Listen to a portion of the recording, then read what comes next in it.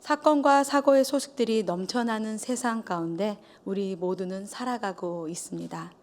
뉴스나 주변 사람들을 통해 소식을 접할 때마다 사람들마다 여러 가지 반응을 보이는데요.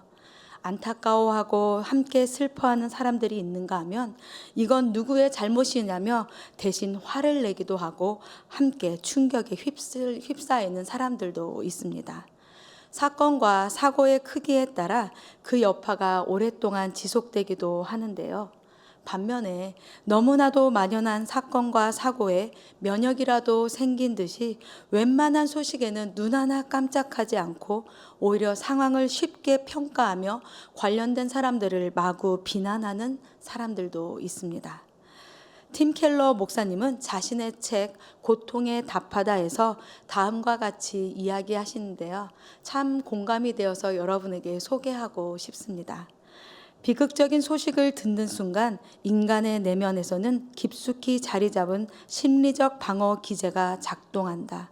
그처럼 끔찍한 사건이나 사고는 내가 아닌 남들에게 혹은 빈곤층에게, 그것도 아니라면 미리 대비하지 않은 사람들에게나 생기는 일이라 치부한다.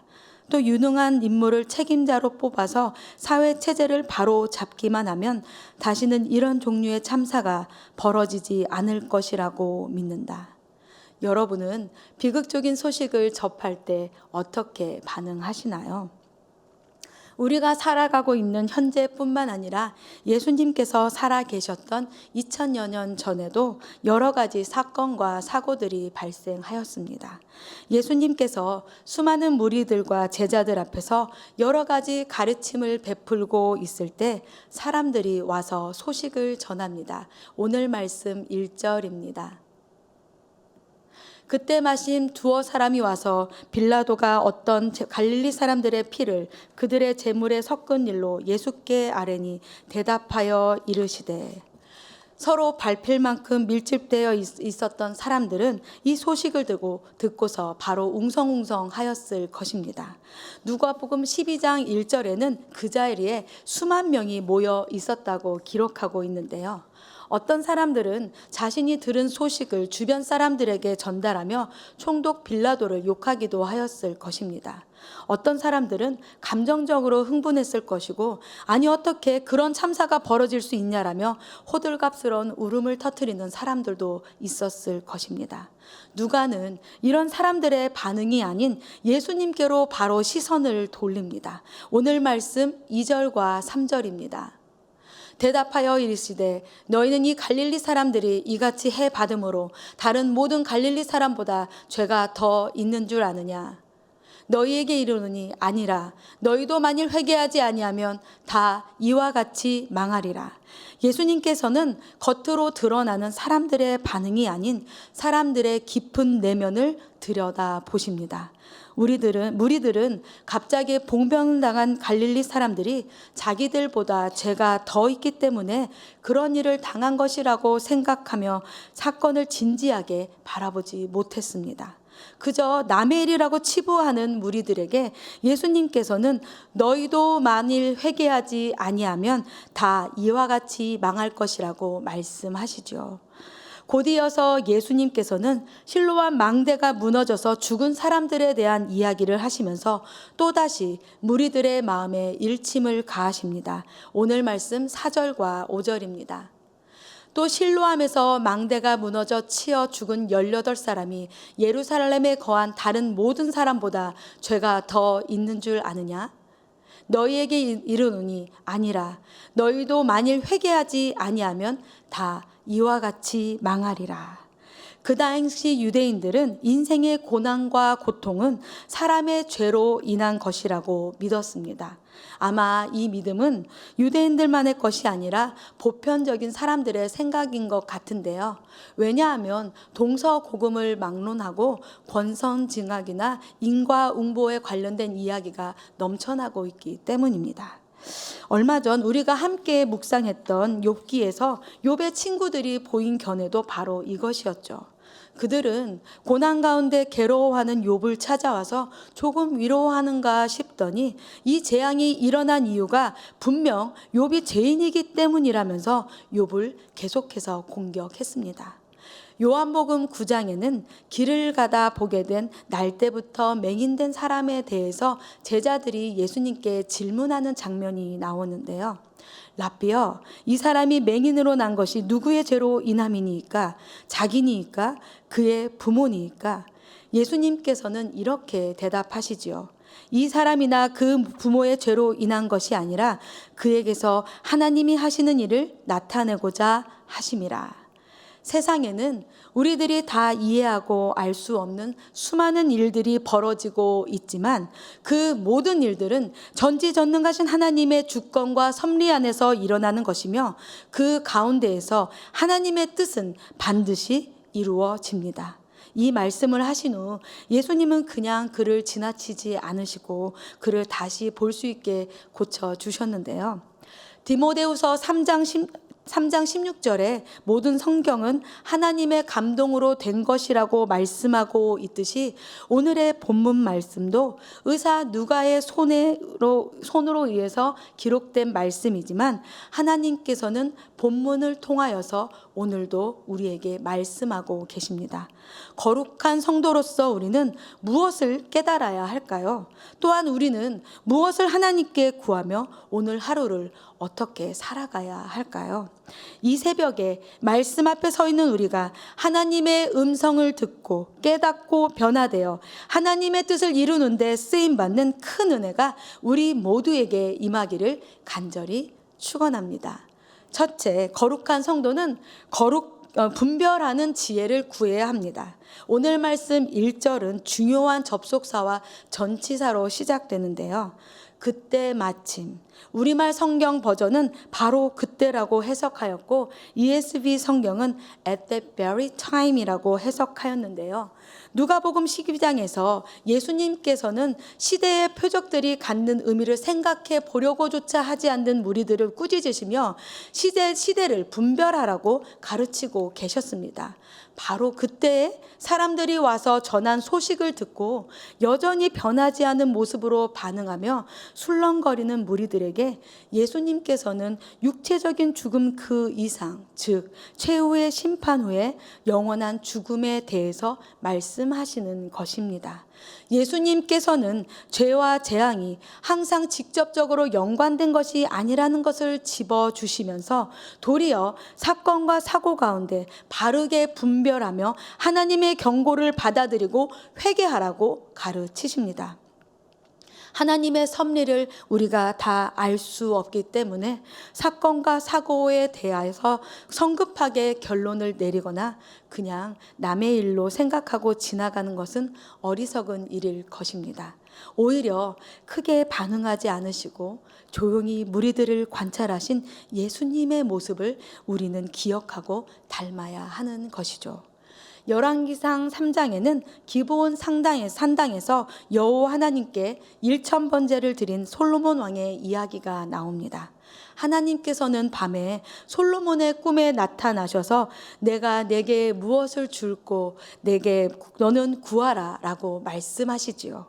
솔로몬 왕은 하나님의 마음에 쏙 드는 바람을 고백합니다.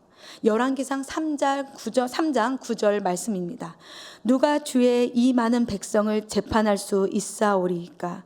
듣는 마음을 종에게 주사 주의 백성을 재판하여 선악을 분별하게 하옵소서. 대제국의 통치자가 순종적이고 지혜로운 마음을 구했다는 것이 참으로 멋지고 놀랍지 않습니까?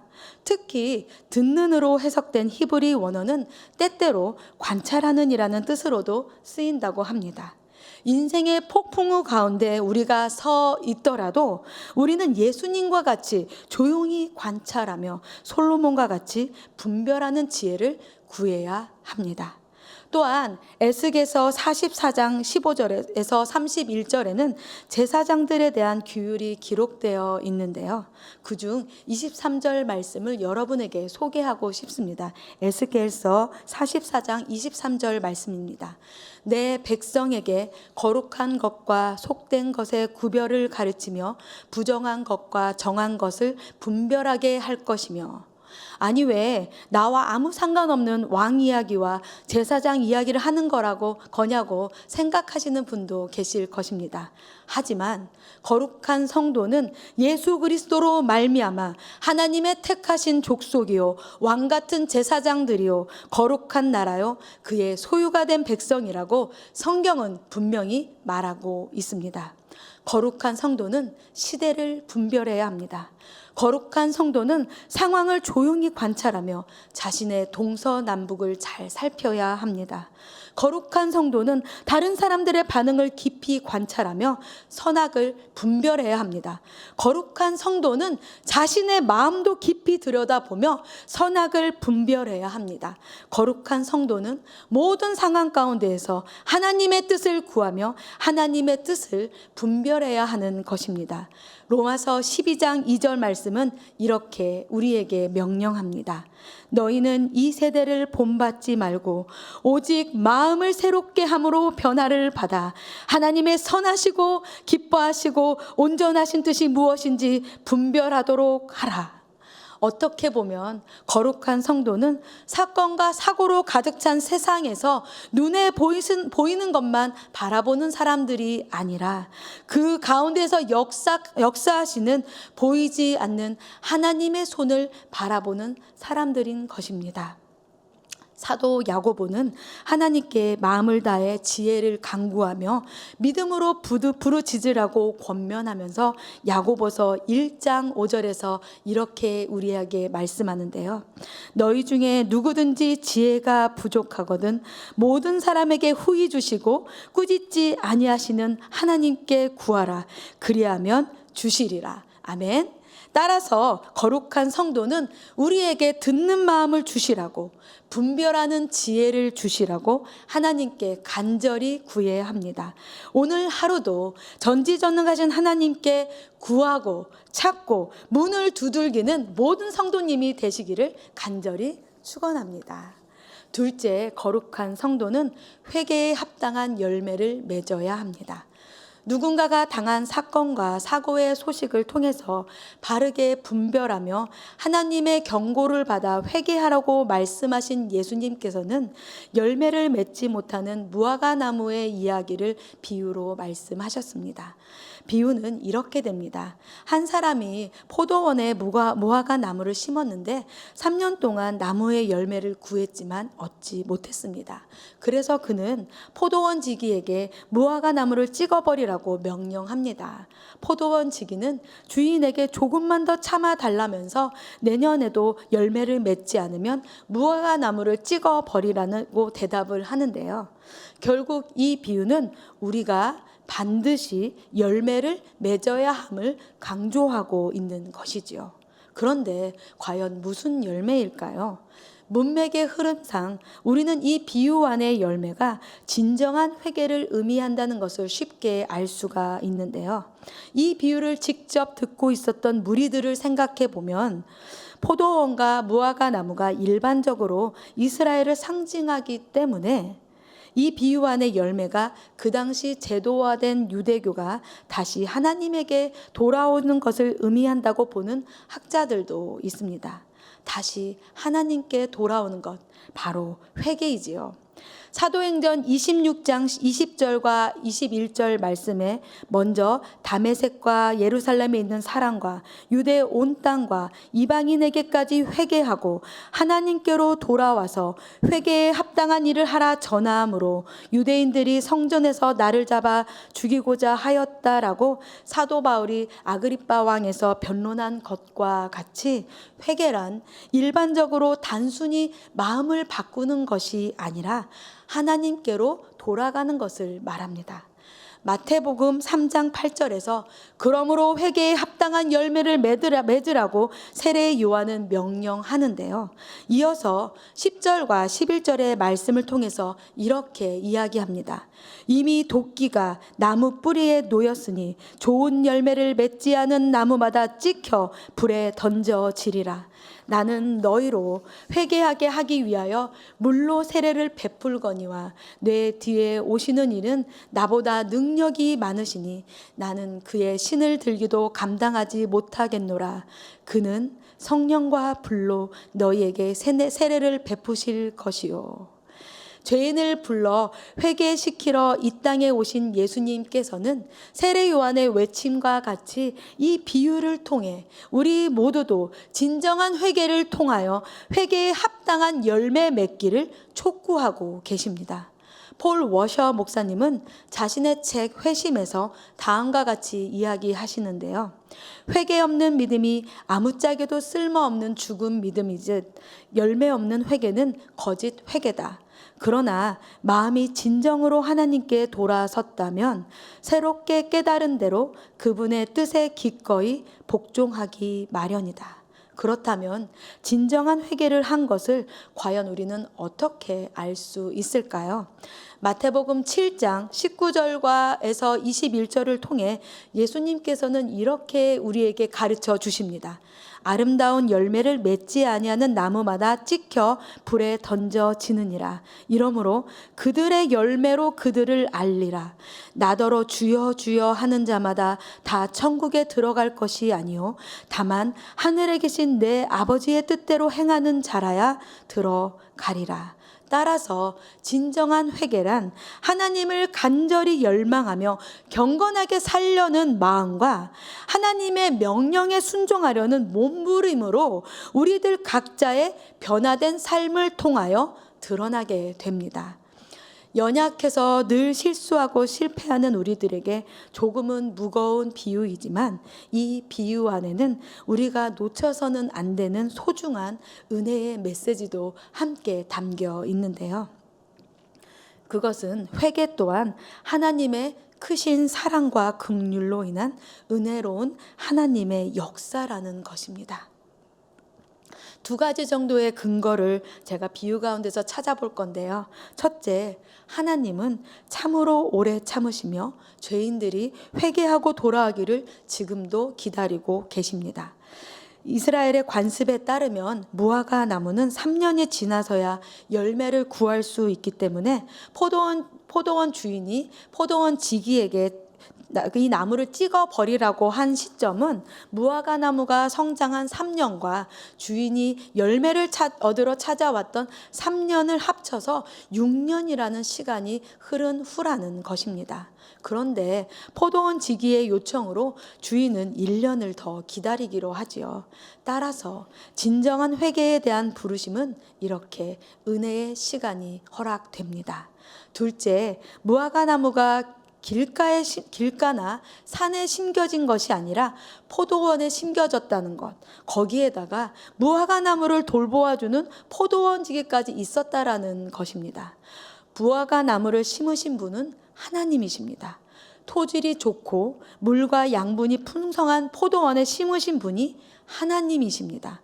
거기에다 아버지 하나님께서는 무화과 나무가 잘 자라서 열매를 맺을 수 있도록 포도원 지기까지 허락하셨습니다. 우리 각 사람을 택하신 분도 아버지 하나님이십니다.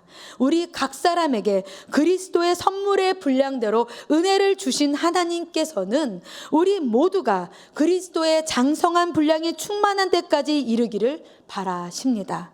존 파이퍼 목사님은 하나님을 기뻐하라라는 책에서 이렇게 이야기하시는데요. 회개와 믿음은 우리의 일이다. 하지만 하나님이 우리의 완약하고 반역하는 마음을 이기도록 역사하지 않으시면 결코 회개할 수도 없고 믿을 수도 없다. 따라서 진정한 회개는 아버지 하나님의 역사 가운데 허락되는 것입니다. 아멘. 마지막으로 거룩한 성도는 중보 기도자로서의 사명을 끝까지 감당해야 합니다. 설교를 준비하면서 본문을 여러 번 묵상하는데 이번에 저의 시선이 계속 머물렀던 단어는 포도원 지기였습니다. 6년 동안 기다렸는데도 열매를 맺지 못한 무화과 나무를 찍어버리라는 포도원 주인에게 포도원 지기는 1년을 더 기다려달라고 간청을 하는데요. 오늘 말씀 8절과 9절입니다. 대답하여 이르되 주인이여 금년에도 그대로 두소서. 내가 두릅하고 걸음을 줄이니 이후에 만일 열매가 열면 좋거니와 그렇지 않으면 찍어 버리소서 하였다 하시니라. 이 포도원지기는 과연 누구를 의미하는 것일까요? 어떤 학자는 중보자이신 예수님이라고 소개하면서 예수님께서는 조금이라도 회개할 희망이 있다면 무화과 나무가 잘리는 것을 보기 싫어하신다라고 설명했습니다. 또한 어떤 학자는 이 포도원지기를 선지자라고 소개하면서 한 선지자의 간청으로 하나님의 심판이 연기되는 것은 구약 성경 안에 종종 벌어졌다고 설명했는데요. 우리를 위해서 항상 간구하시는 예수님을 계속 생각하고 우리 모두를 위해서 말할 수 없는 탄식으로 친히 간구하시는 성령님을 계속 생각하고 성경 속에 기록된 수많은 중보 기도자들을 하나하나 생각하다 보니 제가 중보 기도부를 맡고 있어서인지 우리 교회 중보 기도부에 속한 기도 용사들이 한 분 한 분 떠올랐습니다. 처음 중보기도부를 맡아서 각 팀마다의 팀원들의 이름을 컴퓨터로 먼저 익히면서 저는 며칠 동안 설레어서 잠을 잘 수가 없었습니다. 중보기도부 팀원들 안에는 기도의 어머님이신 권사님들과 기도의 아버님이신 장로님들, 그리고 교회의 구석구석에서 조용히 섬기시는 집사님들이 포함되어 있습니다. 우리 교회의 어렵고 힘든 시간마다 아무도 보지 않는 곳에서, 그리고 아무도 인정해 주지 않아도 쉬지 않고 교회와 공동체를 위해서 기도하며 교회를 지켜주신 분들의 얼굴을 한 분 한 분 대하면서 말로 표현할 수 없는 감사와 감격이 제 마음에 밀려왔습니다. 특히 환우 기도를 함께 드릴 때마다 응급 환우 리스트에 포함된 불신자이신 분들의 이름을 파랗게 표시하고 우리가 꼭 함께 간구하는데요. 그분들의 얼굴을 알지 못해도 그분들의 육체적인 회복뿐만 아니라 영혼 구원을 위해서도 간절히 하나님께 간구하는 모습을 볼 때 얼마나 제 마음이 뜨거워지는지 모릅니다. 주의 약속은 어떤 이들이 더디다고 생각하는 것 같이 더딘 것이 아니라 오직 주께서는 너희를 대하여 오래 참으사 아무도 멸망하지 아니하고 다 회개하기에 이르기를 원하시느니라 라고 사도 베드로는 베드로후서 3장 9절을 통해서 말씀하고 있는데요. 주님의 마음을 알고 주님의 뜻을 따라서 영원 구원을 위해 중보하는 일은 비단 중보기도부만의 사역이 아니라 모든 성도들에게 주어진 거룩한 사명이라는 것을 우리 모두 기억하길 간절히 소원합니다. 하나님의 말씀은 곳곳에서 거룩한 성도에게 중보 기도자로 살아갈 것을 당부하고 있는데요.